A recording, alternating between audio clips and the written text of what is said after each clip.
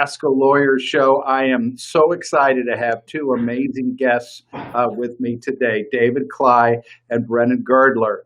Hi guys, say hi. Hello. Hey, Gary, how's it going? It's going great. So David and Brennan are two of my marketing partners and are just real experts in a bunch of different areas. Number one, marketing. Number two is SEO and Google presence on websites. Number three is social media marketing. And David and I have been partners for 5 years. Right, it's right now 5 years. It's coming up right now 5 years when we first. I think, no, a little bit. No, it was December because I remember I had a couple marketing vultures that I had to get rid of before you came on board. But part of the story is I later learned that Brendan and I, that David and I had been partners unknowing. I hadn't known it in times past. So anyway, hey David, would you introduce yourself, please? Sure. Gary, first of all, I appreciate the opportunity to be a part of your Ask a Lawyer show. My name is David Cly, owner of Orange Design, located in downtown West, pretty close to you. So if I point down that way, Gary's down that way a couple miles. So we work in close vicinity to each other, and we've been working together for marketing, design, development, SEO, paid advertising for, as Gary said, a number of years now. And I think the results speak for themselves. We've achieved really good success, and I'm happy to be a part of it. Thank you. That's wonderful. Brennan, introduce yourself, please. Yeah, my name is Brennan Girdler. I'm the team leader here at Orange Design. I do a lot of different things, and been working with you closely for about 2 years now. And what I'm interested in doing is asking you a couple questions that are marketing based and tied to small businesses, especially in these strange times. So that's kind of where I'm waiting to do. Great. So let me first start by asking. So David, tell me, when we first started, I remember having a conversation with you where you had worked on my stuff before, but I really didn't know it. Tell me a little bit about that. Well, we work with a lot of different agencies, and I don't want to get specific due to our agreements, but a lot of agencies white label stuff to us. So there may be times when you're working with the agency and we're actually doing the work on their behalf. We've also worked in a number of different campaigns together, like you said, without you knowing. And ultimately, it kind of came when you came to us as a recommendation to us. Recommended by that other agency when they brought you straight to us. That was kind of when I think our first real interaction started, and where we started talking about, here's what I want to do, this is what they were doing. And forgive me if the memory is a little bit foggy because it has been quite a period of time, but that's my remembrance of it. Hey, can you guys? I'm getting echo with you guys and some feedback. Just so you know. Sorry about that. Because I'm hearing you guys. Yeah. So what you guys do is, if you could tell our listeners a little bit about what you guys do. Mm-hmm. Really, it's full service marketing across the board. So anything related to design, development, SEO, paid advertising, whether it's AdWords, Facebook, LinkedIn, certified, and all those different platforms. Basically, what we do is we make people successful. So people come to us as a startup. People come to us as a business that's already established and trying to move forward. And generally speaking, we've achieved really great success for all those that came on board for that. And you have with my firm too. So yeah. We are. How would you, Brennan? Tell me where Burger Law, in 5 years of doing this, about where do we rank in Google searches in the main areas we target? Or would you say we're consistently top 3? Is that fair? Yeah, and oftentimes more than top 3. In terms of like personal injury, wrongful death, auto accident, you're usually up there based on where people are. And why is that? What does that do from a marketing perspective? especially today in the COVID times. Well, I would say that hopefully it gets you more leads and good leads. Right, right. So one of the things we've done together with you guys is have a marketing plan. How can you describe to me? And here, look, I have a question up from Adam. I'm just gonna ask it because it doesn't matter whether you're a law firm, you're a restaurant, you're a carpenter, you're a painter, whatever your business is. America is built on small business. So, what's the best way for small businesses to begin marketing, set a marketing budget, and start making an imprint in the world? Well, I think the first part of that would really be just establishing the right goals because, you have to have a destination in order to know when you've arrived there. And I think that's one of the biggest mistakes that a lot of companies make is they have this idea. They say, I want to rank on Google. Okay, for what? How often? What radius? Is it national? Is it local? Really clearly defining the goals. I think that's one of the things that we had an advantage, working with you early on, was that you already knew what you wanted to do. You said, I want to rank for these terms. I want to rank in these specific areas. Here's, generally speaking, what I want to accomplish. That we kind of outlaid the specifics on how we were going to go about doing that. That's in my opinion, that's stage one, because everybody has these big grandiose ideas, but they don't have a plan of what that end game looks like. So that's really, in my mind, stage one. Stage two would really be looking at, in terms of competition, finding what's out there, seeing what we're going to go up against, so that we could create the best plan and formulate a budget for that plan. Because one of the things that I don't want to do is have somebody start off with a budget that's not going to work. That's not something that we do here. As you grow, things are going to get more competitive. People are going to respond to it, or maybe you're starting off in something that's really competitive out of the gate. So that's something that needs to be addressed. And really, I think the third thing, just to keep it really simple, because I don't want to get into like a lot of different things, there's so many technical aspects and different ways you could go about this, but understanding what your goals are in terms of how your business wants to be perceived and formulating a budget for that as well. So, what level of design are we doing in terms of a website? What message are we trying to convey? And also, how does that play into the ecosystem of your competitors? So Let me interrupt you. Those are great points. Great points. I am getting a little bit of feedback from you. Was that for me? Hold on, I don't know if can you guys hear me? I can't. Okay, that's good. Does Brennan sound better than me?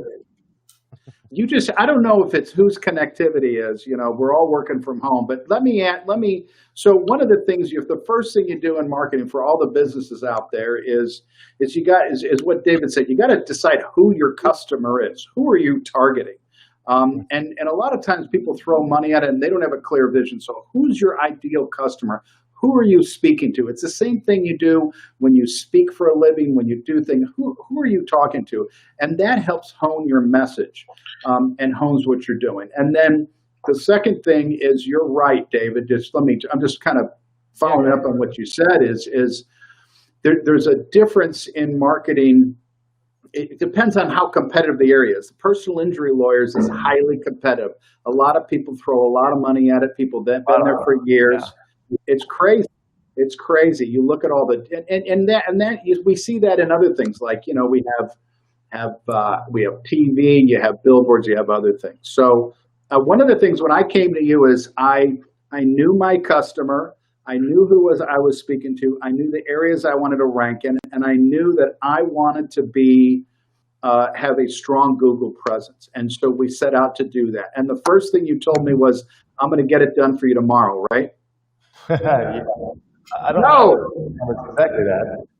It takes time. It's a marathon, not a sprint. And one of the things when people put money into SEO and websites and doing this stuff, they got to appreciate is you're looking for and you taught me this, David. I'm repeating what you taught me is this is going to take time, and we do stuff and we do stuff and we do stuff. And then we're seeing the fruits of our labor now, but some of the ways Google works is things that you're doing now, they're not going to know for 6 months. They're not going to appreciate in terms of Google juice in 6 months. Is that fair?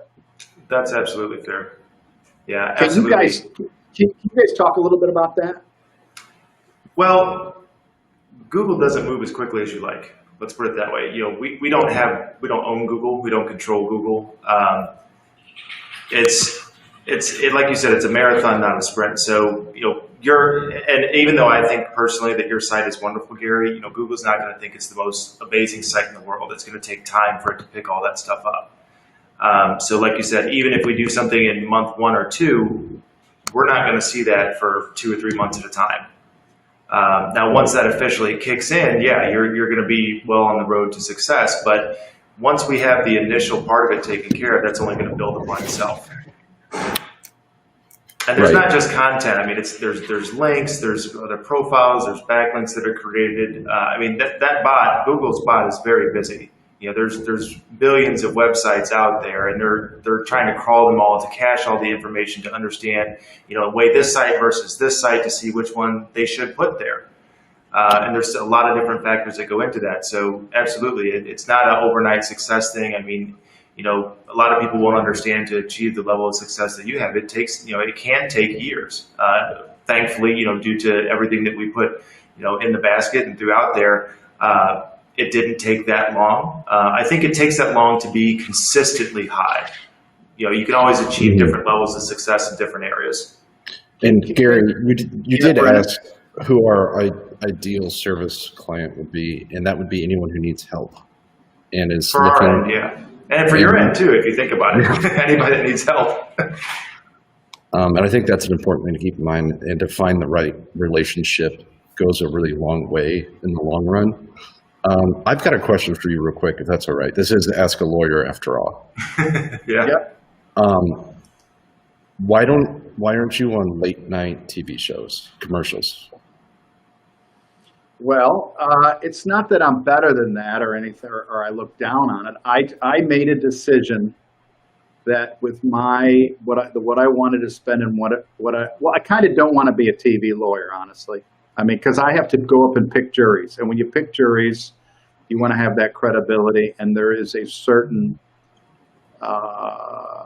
prejudice, or there's a certain image of a TV lawyer. Now, I know many TV lawyers are great trial lawyers too, and again, I'm not saying I'm above it, but what I decided was to do that, and I wanted to. I think that's what I think, and I wanted to win Google, because I think when people are injured and need help, they go to Google, and that's where they go, and that's where they ask questions. And then, honestly, Brennan, I'm also not a big TV watcher. I mean, I do a little bit, but I'm a little. I don't. I honestly, I don't like commercials. I hate watching a show and having all these commercials come on, and I think people kind of do too. Now, on the other hand, how do you find a lawyer? So you need to do that too. So that was basically my calculus. I wanted to focus on a couple things and get them right. I believe that a lot of marketing isn't having the next genius idea. It's doing the basic stuff and doing it well and doing it consistent. Consistency, yeah, absolutely. And I agree with you, Gary, that when you're looking at like who to hire, I mean, so many people just go to Google now. It's ridiculous. And your reviews, not to give you a plug here, but I mean, having that many reviews, it just shows when you're going to hire a lawyer, right, or you're going to hire a plumber, or whatever you're looking to do, you're going to see how people have interacted with that business. And you get more information from Google than you do from a late night TV ad. You learn more about the business. You can see how other people have interacted with it. There's more to it than that. So I want to talk a little bit about. I have a question for you, but I want to. You talked about a partnership. Some people think you hire a marketing company and they do it. Can you guys talk specifically about the partnership that you and I have, about the content that I generate, what you do with it, how you give me guidance on what to do, but how that we're a partnership? Right. Yeah, absolutely. I would like to think that we are sitting in a cubicle in your office, not a cubicle, but a desk. And so we're always around to help out and to offer advice. And the advantage of having an agency behind you is that you have more than one person doing one thing. You have a dozen people helping you succeed, and with different ideas, with different experiences, with different skill sets. And I think that that's a really important thing when it comes to helping you out to get to where you're trying to go. I have a good answer to this, I think. Gary, you said at one point you were kind of like a sci-fi movie fan. Do you ever remember that TV miniseries Dune? Did you ever watch Oh that? yeah. Oh They yeah. said, I am the man that could be many places at one time. Oh yeah. Atreides. The Atreides. Yeah, Paul Atreides. Believe me, I know them all. Yeah, I read. It was Frank Herbert. It was a great book. I You read got it, and then the first movie with Sting was amazing, and apparently they're redoing it. Yeah, I saw the preview. It looks pretty good, so we'll see if they can live up to the legend. But when you talk about a partnership, to Brennan's point, what he was saying is like, Hey, you know what I wanted? I would love to get a real sill suit and wear it for for Halloween here. Well, Gary, that'd be a cool idea. Yeah, the spice is the worm, and the worm is the spice. the Hey, spice. I know you have your question, David, but I have a really important question. Brennan, do you have a razor endorsement or a flannel endorsement, Brennan? No, I do everything out of pocket. Okay. All right. His whole wardrobe pretty much looks like that, I think. He has T-shirts and flannels. Except when we're coming to your office, then he puts on the tie. There you go. But just to answer that question, Gary, just to finalize that point, it's kind of like that. What Brendan was saying is like you have to be in so many different places, and I think the biggest value is like you're very in tune with your marketing. You know what your message is. You have some level of understanding of the market in general, and I think you're very genuine. There's a lot of people like Brendan said, the late night lawyers. And I'm not saying they're good or bad. It's just that comes off a certain kind of way. And for us to be able to take your message and distribute that consistently over all these different platforms, that's really where a big benefit of that partnership comes in. You're involved in the process. You do give us feedback, and then for our expertise in dealing with so many industries and so many different clients, we can show you what works and better guide where to put the money and the time. Thank you. Yeah, no, I like our partnership, and I spend a lot of time generating content and working with you guys, and you guys do great stuff with it. So yeah, you're everywhere. Well, we try to get our message out. It's important to teach people about stuff. It definitely comes down to having a relationship. And Gary, you know that I'm going to have to ask a B question at some point. So do you want to get out of the way now? Yeah, go ahead. Shoot, brother. All right. So if you're walking by a house and it has an apiary in it and you get stung by bees and you go into anaphylactic shock, is that premise liability or is that a lawsuit of some sort? Or Nope. You should have been carrying your EpiPen. Although now they're like $700 a piece. I got old EpiPens. No. How do you know where that bee came from? So Brendan, bees travel 2 miles around from their hive. So a bee will leave a hive, go 2 miles, go get nectar and pollen, and come back right in that same hive. I have 5 hives next to each other, like literally right next to each other. They will leave, go. And they won't go to the hive 3 feet away. They'll go to that hive in that hole. So you don't know if you're stung somewhere. You don't know if that bee came from that hive, an apiary where a house is, or somewhere away. Now is, Brendan, guess how many natural bees or wasp species there are in the United States, native to North America? 450. Exactly. Did I already ask you that? How'd you know that? I do my research because I know that you're going to ask me hard questions. So anyway, how do you know it's not a natural bee or something? It's crazy. And honeybees are not native to North America. Let me ask you guys this. Let's jump to the nut here. One of the things I wanted to talk to you about today is what does and this is a question. There's a question. Kelly asked. My first question is, what is marketing tips for small business simply trying to survive right now? So we are in the midst of a corona pandemic. Businesses change. Most of America is small business. I have a small business. You serve small businesses. The last statistic I saw, and I could be wrong, is 1 out of 6 or 1 out of 7 small businesses are failing America right now. What does a small business do right now to market in the time that we are in right now? I think, and Dave, you probably have more opinions on this than I do, but I think that the important thing is to be responsive to any sort of change. Hey, we have new hours, we have new services, we have new capabilities that we're adapting to what's going on. And it's important for marketing to move on that as quickly as possible because people expect it. And a lot of people also are sitting at home or working remotely and not being out in the world. So just identifying who those people are and what they're looking for to make sure that you lock down your target market base. Dave? Well, I not to get philosophical, but I think there's this saying that it's not the strongest of a species that survive; it's those that are most adaptive to change. And I think a lot of people, when they focus on their business, they put themselves in a particular box. Like, I am in this platform, therefore this platform is never going to fail. And then that's been part of why they fail. So for example, if you're a restaurant, I was literally talking to somebody about this morning. It says if you're a restaurant, right? So restaurants have obviously taken a big hit because you can't go in and eat. But when they base all their business on people being able to come in and eat versus offerings or being able to switch to a delivery only, a contactless method, or having an alternate way to get your product or service to people, I think that's something that people should focus more on. The other part of that, I would say, and what I mean by that is adaptive, right? So how do I get my product or service to someone without having to do it the traditional way that you've relied on so far? You might not make as much, but you'll be able to sustain.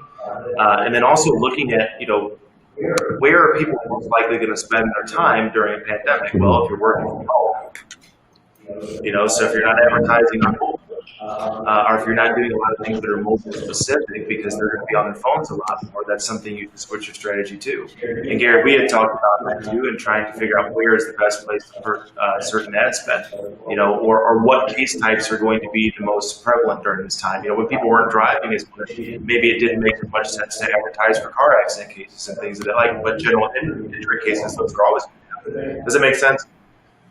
Yeah. No, it's good. That's good. And but let me hone down to specific nuts and bolts. I'm a restaurant guy. I own a carpentry business. I'm a painter. I'm a do whatever. There's a lot of business. I'm a photographer. There's a lot of businesses out there. What do they do now? And can I answer the question and then turn it over to you guys too? Because I mean, well, I think one of the things is that we remember is we build on what we did before. So you got to be, and this is kind of what you got to be positioned right. Okay. So when Corona hit, a lot of people were not. I mean, my business, where I'm internet based. That's what you said. TV versus I'm powerful on Google, I'm powerful on Facebook. We're ready for it. Now, it's not like I knew this was going to happen, but we were ready for it, and we also adapted really quickly. But the other thing is that you got to be willing to try new things. You may mess stuff up. You may not do stuff right. So one of the ways I think of marketing is just try it, do it. The road to hell is paved with good intentions. So people with marketing ideas that never execute on them, that is a waste of time. Just do it. This show right here, what we are doing literally right here, was hatched with you and me talking, us three talking, and saying, what are you going to do? And I said, well, let's start talking to people. It's hard to talk to people because now people aren't going to be in the office or on the street or at the water cooler anymore. So let's do it. And we tried it. And now we've been doing it every Wednesday or every week, almost every week, pretty much since probably April. And so unless you're too busy, yeah. Right. And that goes, which is a good thing. Someone else hops in or something else. But the other thing, so I've tried everything. I have podcasts. I've given away bikes for kids. We tried we could go on and on. We tried a million different things, and they work for a while, or they don't, and you try to do it, and you just try to get the word out there and be out there for people to be open to be able to be there for them. But anyway, I think I spoke too long, but that's one of the things that we need to have the idea is just do it. It's Nike, and don't be afraid to change and try new things. Gary, I think you answered your own question there. I do have a question for you, and I'm not sure if someone else asked this already yet, but when it comes to marketing for smaller businesses, what kind of ROI should they expect, and what kind of revenue should they plan for? Well, In your Sounds like a question for me. I guess Gary can talk about it, but yeah. yeah, well, number one, it depends on your business. So if you're so you can see this house I'm in. You can see I'm in. We painted this for my kid, and he doesn't live here, and now it's my office. So my 2-year-old has my office, and now I'm in his. But we have a burger law. That's our fancy marketing. So no, I do stuff outside. I love working from home. So when I moved in here, I hired a painter off Google that was the best person. But I got in, they ripped me off, and I ended up throwing them off the job. So they were needing to make a lot of money off their Google ads, and they needed that high ROI. So that may be but it depends on the business. I mean, if you are selling cupcakes, you can't spend as much money on a lead as I do if I want to get a $50,000, $100,000, $1 million case where I'm going to help an injured person who's fighting insurance companies. They're not going to get a recovery unless they get a good advocate like me. And so anyway, so my ROI is high. My return on investment is high. But it's also the kind of law I've chosen to do over time. There's a reason why good lawyers matriculate to personal injury business, but there's also good lawyers in other areas. So let me get down to nuts and bolts. Brennan, I think I spend $200 or $300 a call. Every call that comes to me, so if you want my cost per lead, that's it, $200 or $300. Now my ROI is a little bit tougher because depends on the year, and the case, and different stuff. So it's not as translatable as I don't sell widgets, I don't paint houses, I'm not a restaurant. But people need to think about it. It's a great question because that's exactly what informs us about what David started talking about in the beginning about how much money you're going to spend. So what you can expect for that money too? Yeah, absolutely. Let me spin it around to you guys now, if I could. When you have a new business coming in, same question back to you guys. When you guys have a new business coming into you, or an established business, when you start talking about ROI and money to put in and what to target, what are the types of guidelines and parameters and things you need to make decisions on and or teach them about? I think the biggest thing for me would be, where are they starting from, right? Do they have, like you said, are they established business, or are they just starting out? Because you have to approach that very differently, especially if you're working with investor money. It's a whole different world. That is a very set amount that they have. They have to meet that, and they expect certain things for that. I'll use an example of an existing client. We had a client that originally came to us, and they were doing around like $2.5 to $3 million per year. Now, at the end of 2020, despite the pandemic, they're about to cross $6 million in a period of about 2.5 years.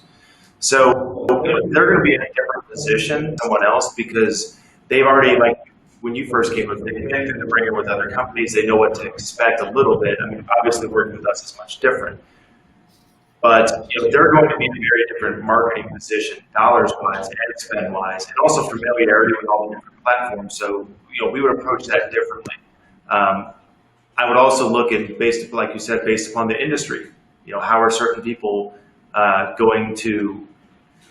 How much does the market bear for any given industry? So if you're in the HVAC, like you said, the service-based industry, the HVAC guy versus a landscaping guy versus a personal injury lawyer, very different in terms of their total costs.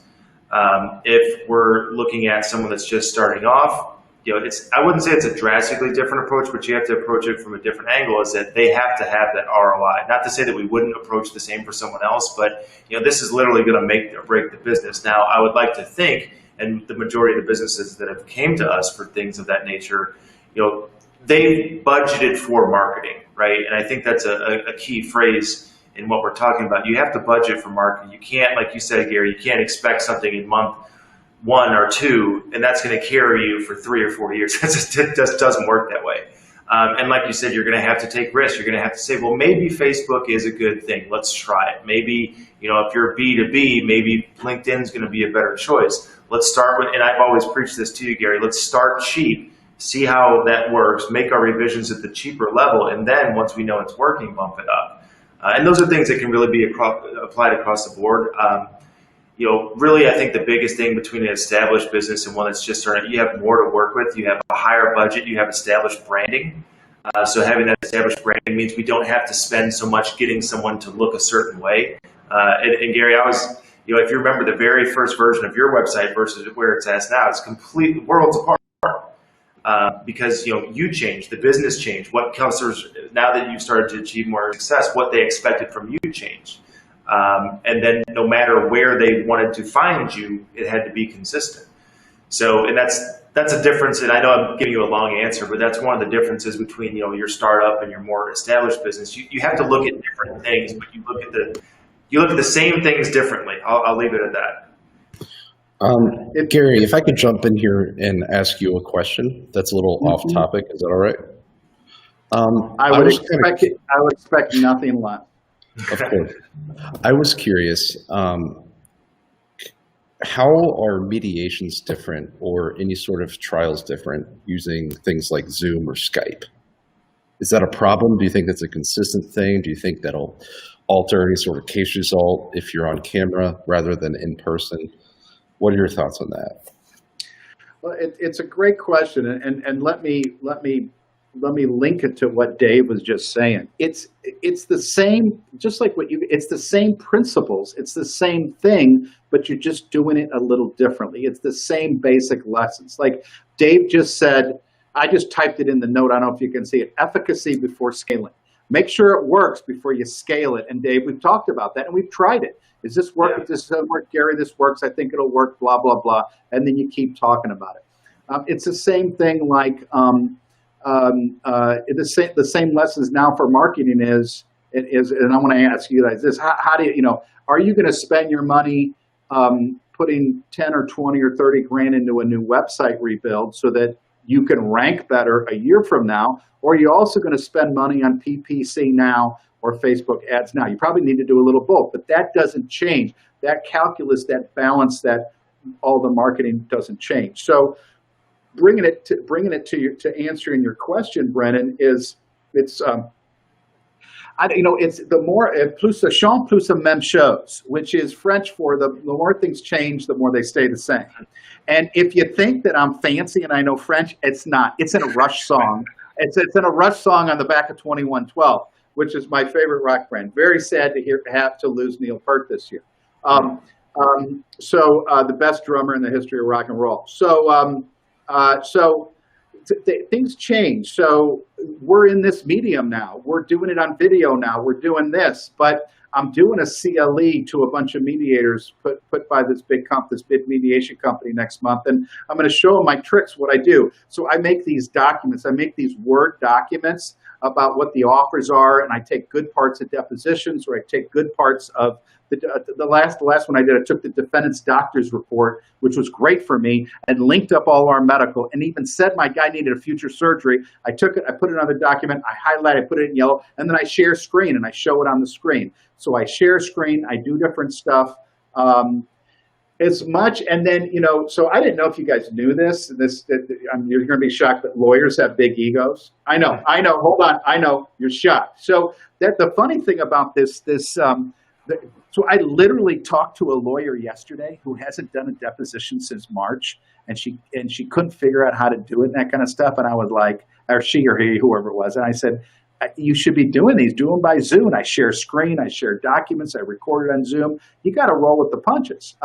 But to get to my point about lawyers have big egos, and I know I'm over talking, but lawyers think that if they're in the room and they're asking brilliant questions, all of a sudden the sky's going to part and the witness is going to say exactly what you want. Don't flatter yourself. You're not that good. You're not going to influence things that much by being in the room versus doing it by video. So you got to alter your tactics. You got to do different stuff. But Just like and just look, it's you always got to change, but again, it stays the same. So just like in marketing, we're changing now and we're doing different stuff, and businesses need to change to survive.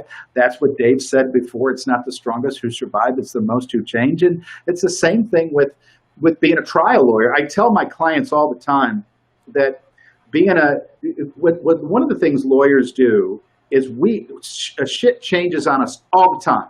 Something happens, a depo goes south, you get a document in, something happens. You always got to change it. You always got to go around it. You just got to keep winding. You got to adjust. You got to modify and go. Just like anything else in life. That's just the way it is. And you can either wind. Responding to Google's algorithm. Right. You got to all the time. Yeah. You got to surrender to that. If you surrender to the idea that you always got to be moving and shaking, doing and stuff, then you're easy with it, man. So let me ask. Brennan and David, tell me 3 ways, and I'm ambushing you. Tell me three things you guys have done to change marketing for your clients in the pandemic. What 3 things? Just name 3 things you've done or recommended to clients that are changes that you guys have done to try to help businesses adapt to the new environment that we're in. Well, Brennan, do you want to go? Yeah, I muted myself for a second there. Oh.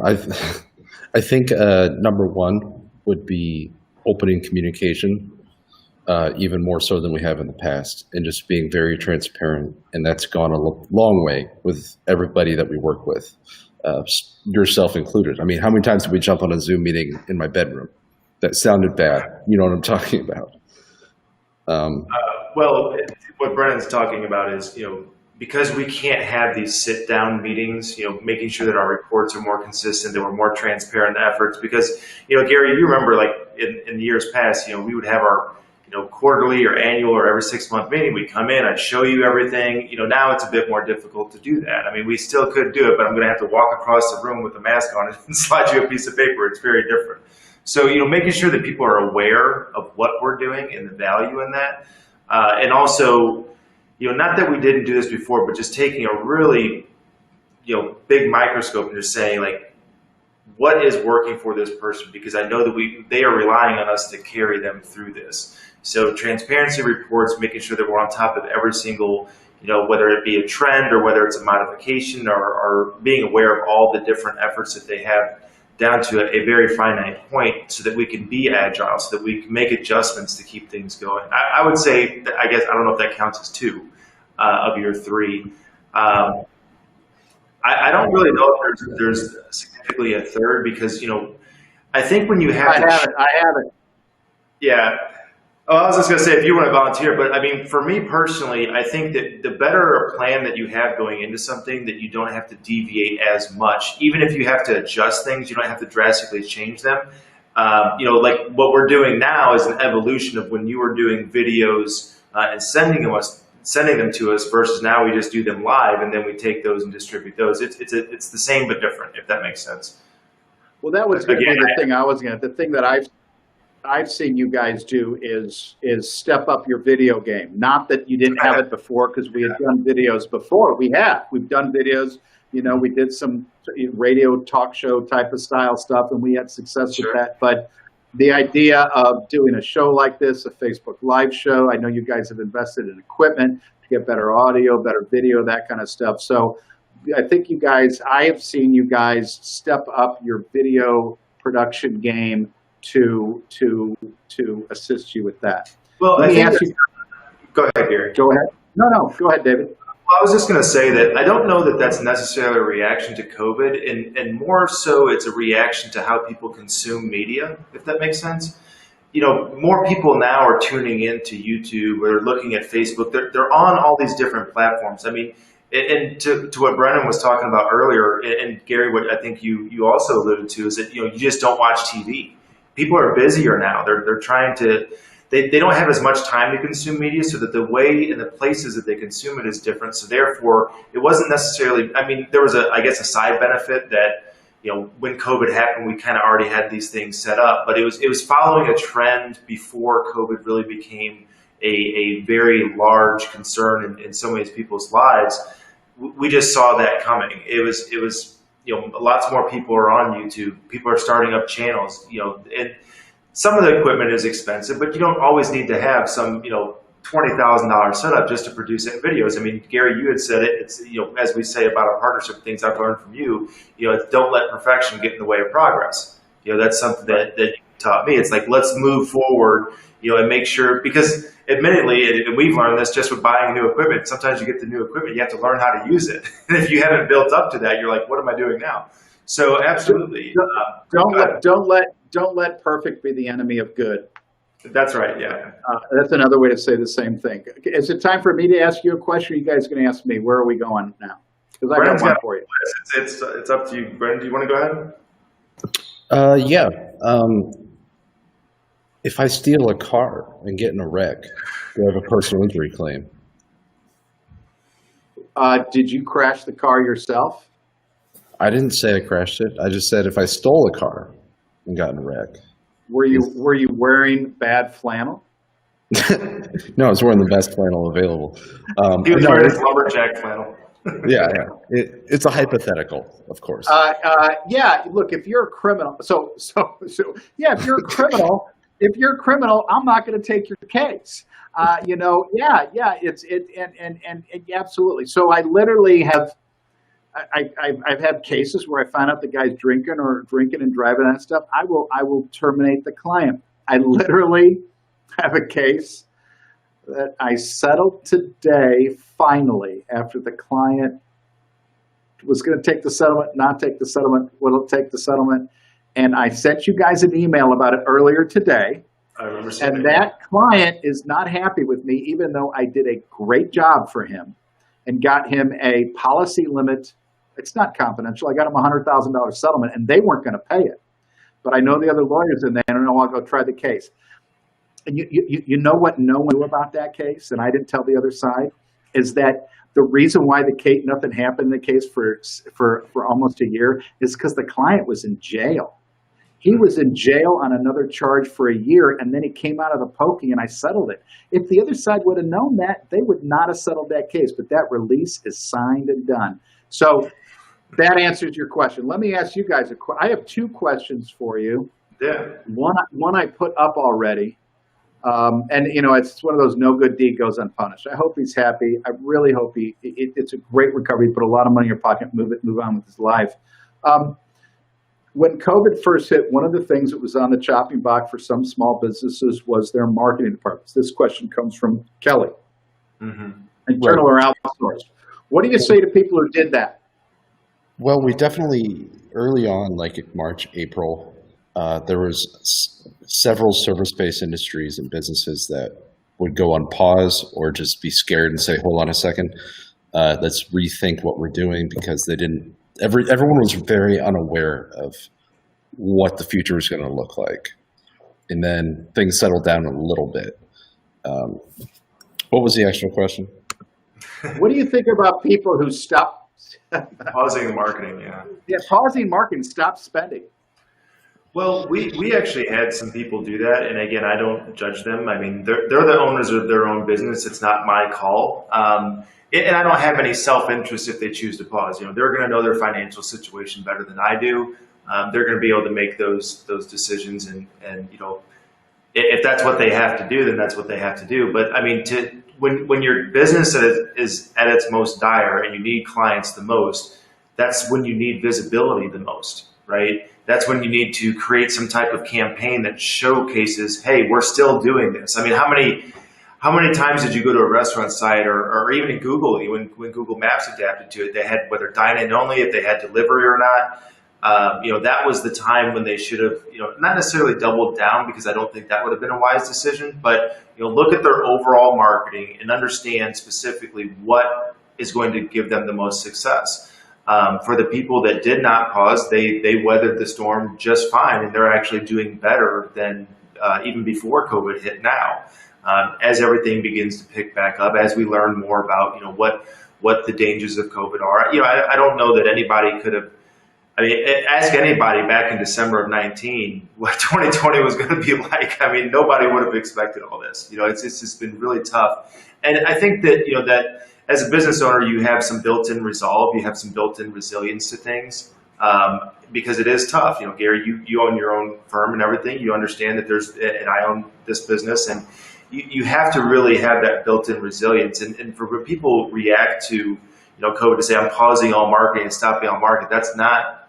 And I say this without any self-interest, that's not the best way to go about it. The best way is to figure out, like what we've done, for your firm and many other people, what is the best way to utilize the existing spend that we have available, or do we want to cut it back just because we are unsure, but then in these places we want to keep that going?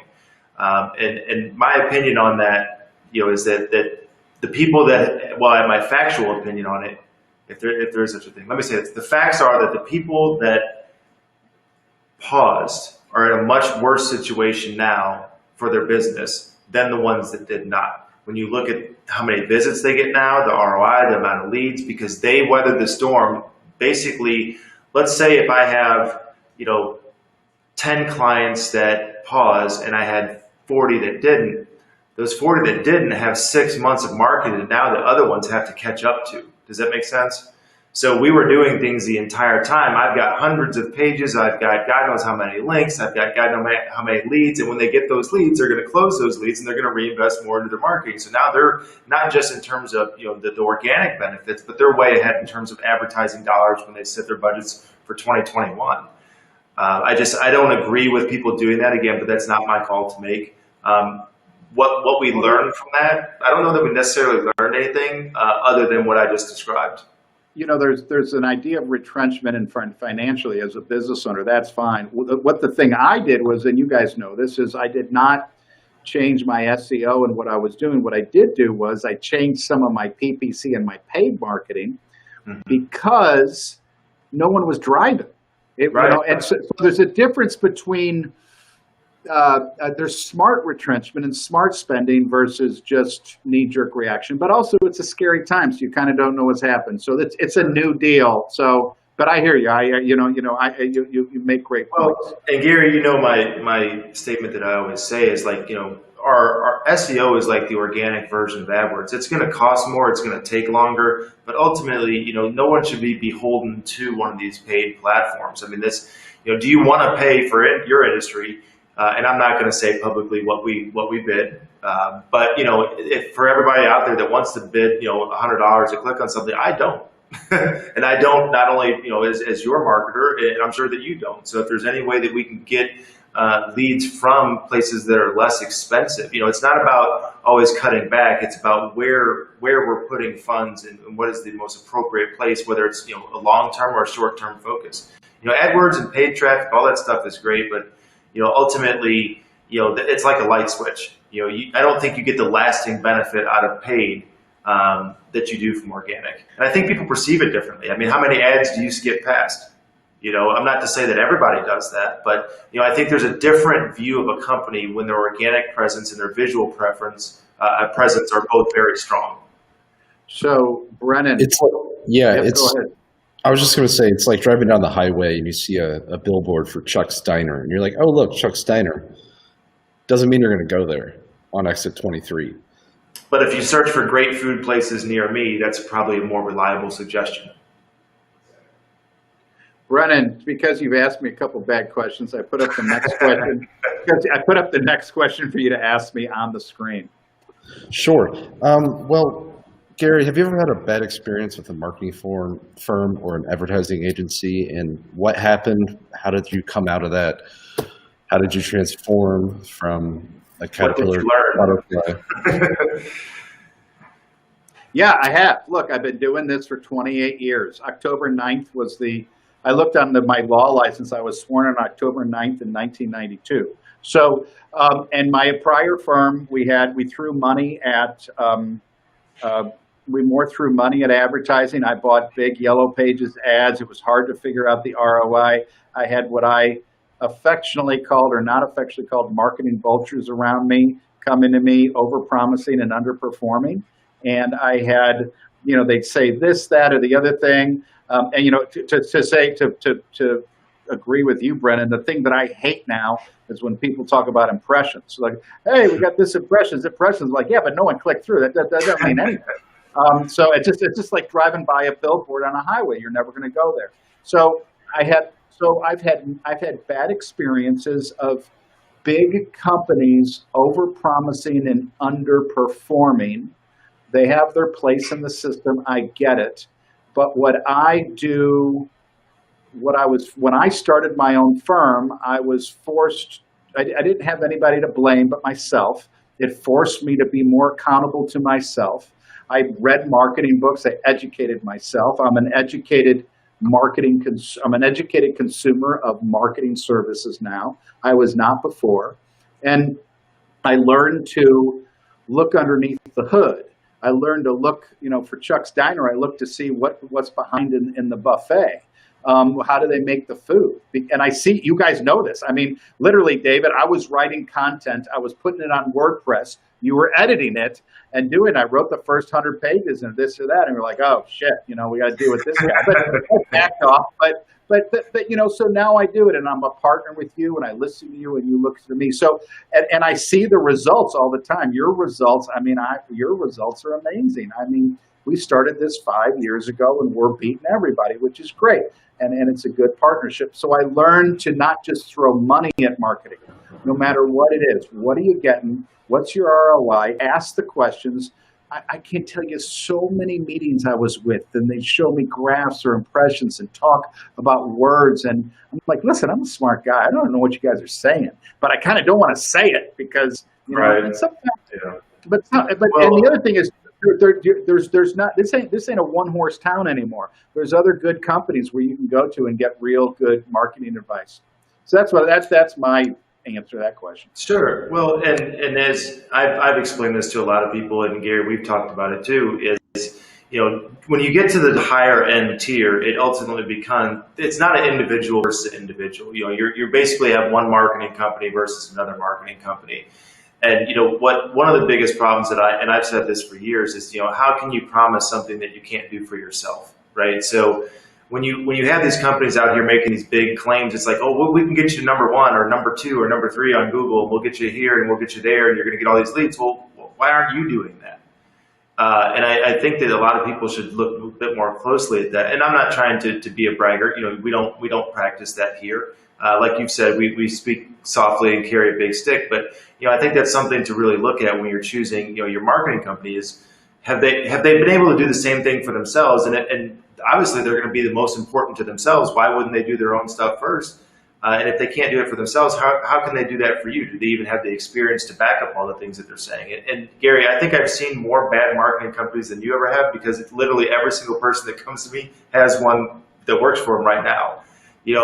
Every new lead that comes to the door, hey, I work with another marketing company, and here's what they're doing. And I look at these reports and I'm like, fire them right now. Like, get rid of them. This isn't working. And they know it's not working. That's why they're reaching out. They're business owners. They might not be smart on marketing, but they're smart enough to run a business and realize when they're getting taken advantage of. Just so you know, while we're talking, I Googled SEO St. Louis and you're number 2. Oh, well. So you back it up. No, you know what? Tomorrow when I do it, you'll be number 1. It's all good. Flip-flops. And I have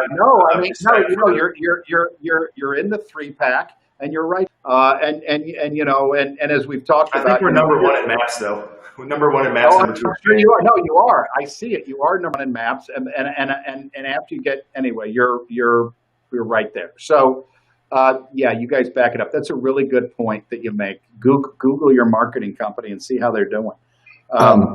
Quick question for you, Gary. Do we want to do like a shotgun round for any user submitted questions that we might have looked over? Yeah, no, I've been putting them up. Let me. I think I've gotten them all. Although here's the one that I haven't gotten. I'm going to give this question to you guys. You guys answer it. And then I'm going to look to see if there's any other questions that I missed. But that's a great point, Brennan. Brennan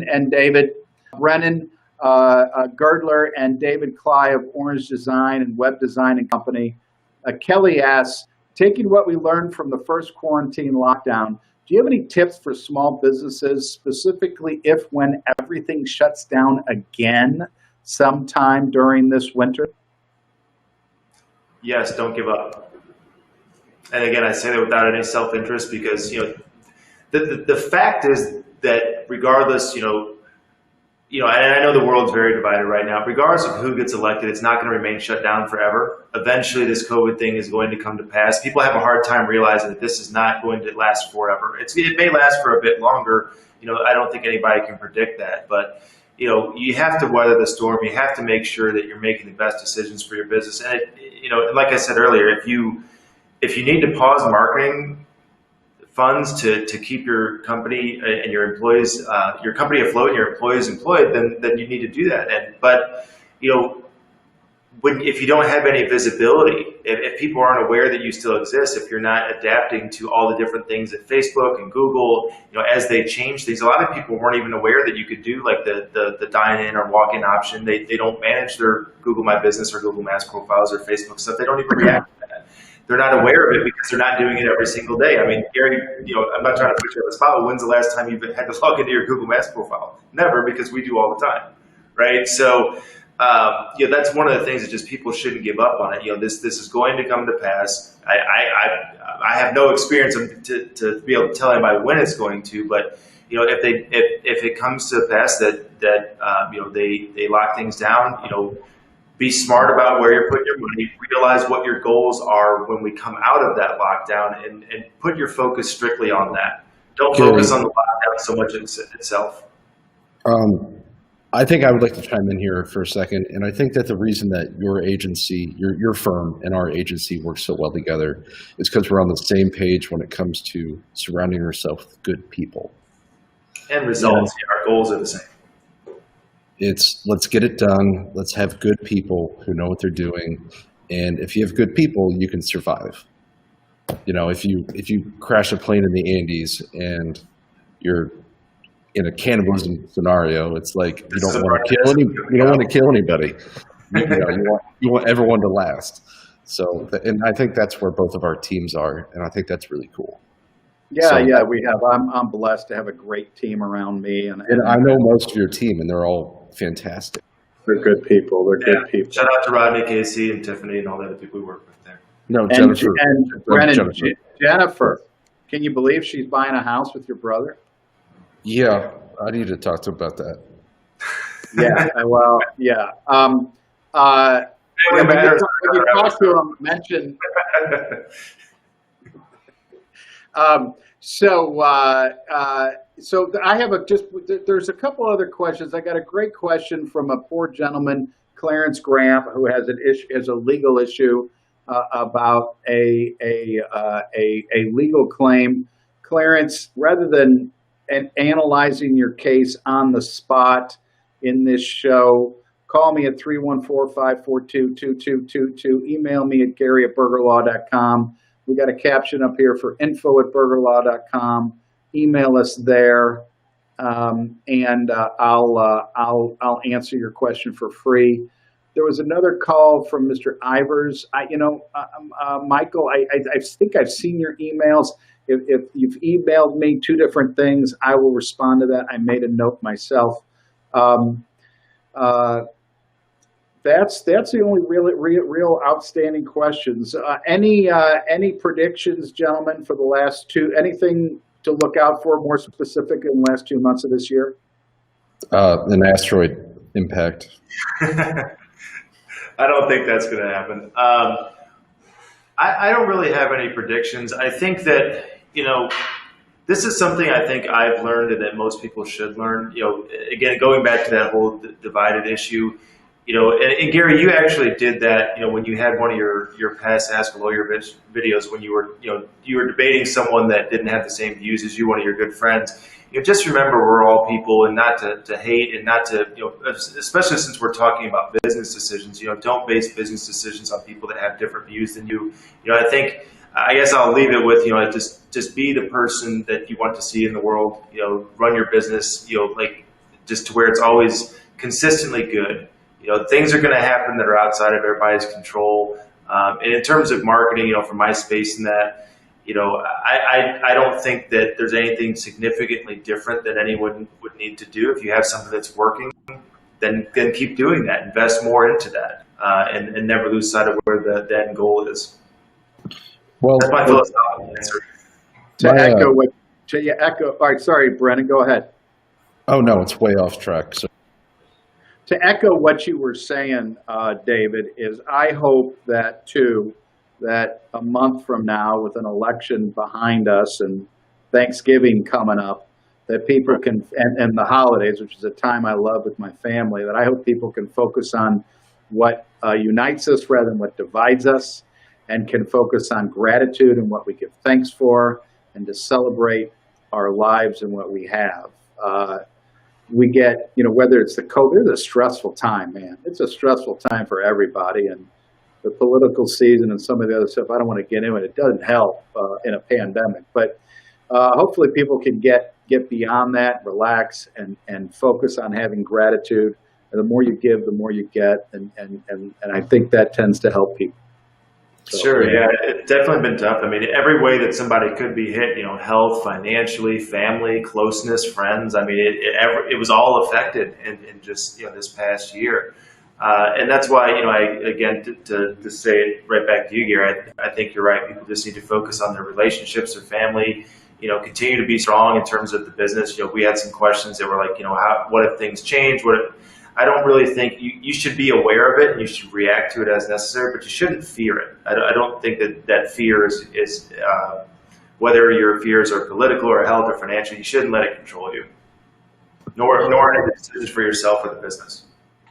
I'm just really worried about flannel and razor blades and education. Those are my top three things that I'm trying to figure out in this country. Good luck. Well, I actually went and shaved for this show, and you guys are I'm going to send you guys some raises. I have a lot of gratitude for our friendship and our business partnership to both you guys. I value your opinions, your wise counsel, and that's why and I look forward to another great year next year and years to come. Yeah, absolutely. Actually, I got some plans to talk about next month regarding that. So, and honestly, if anyone's listening, it takes a team, and we all love you. So. Yeah, you can't see behind me here, but there's like a whole team of people that are all right here. So it's not just me, even though we're representing all of us today. But it takes more than one. Like my Dune reference. The person that can be in many places at one time. That's Gary Berger. So next year we'll see it a lot more. Yeah. Gary, do you want to talk about Dune someday? Because oh yeah, sure. Because Jay and I can talk about Dune for hours with you. My eBay addiction has not served me well. I actually have a signed copy of Dune, the DVD series. So, by Frank Herbert. Wow, that's cool. I read them all. It's been years, but I read The Lord of the Rings a lot more, and I'm a big Foundation guy. So, Isaac Asimov's Foundation trilogy and all that, and the Daniel Olaf series, and then all that stuff. But anyway, yeah, we'll do that sometime if we ever see each other live, which may never happen. All right, guys, listen, I really appreciate it, everybody. Go to orangedesign.com, webdesignandcompany.com. Call David Cly or Brennan Girdler for help. Get your marketing game on for the end of 2020 and kick it in 2021. Thanks a lot for being my guest today on Ask the Lawyer, gentlemen. Yeah, I appreciate it. See you.